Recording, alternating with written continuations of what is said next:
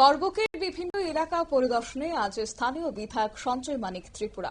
অবশ্য দীর্ঘদিন ধরে যে সমস্যা চলছে সেই সমস্যা নিয়ে তিনি আজ অবগত হয়েছে এবং তারপরে গোটা এলাকা তিনি পরিদর্শনে যান। করবুকের মুখছড়ি তীর্থ মুখ এবং সঙ্গে মন্দির ঘাট পরিদর্শন করেছেন। বিভিন্ন সমস্যার সমাধানেরও উদ্যোগ তিনি গ্রহণ করেছেন। কি বললেন আজ তিনি, শুনুন।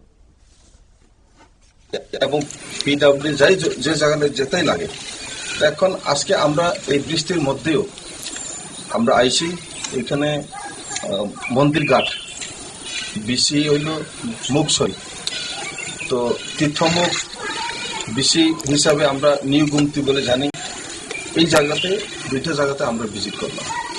আমরা এখানে তীর্থমুখে বিগত দিনে আমার নলেজে এসেছিল যে একটা বাচ্চা, স্কুলের বাচ্চা নাকি জাস্ট এই যে রিপেয়ারিং ঠিক মতো না হওয়ার কারণে যে হ্যাঙ্গিং ব্রিজটা, এটার উপর যখন বাচ্চাটা চলাফেরা করে তখন একটা বাচ্চা পড়ছিল, কিন্তু লাকিলি যে তার পিঠে ব্যাগ আছে যার কারণে বাচ্চাটা আটকে গেছে, মানে তখন যদি পড়তো তাহলে বাচ্চাটা মারা যেত।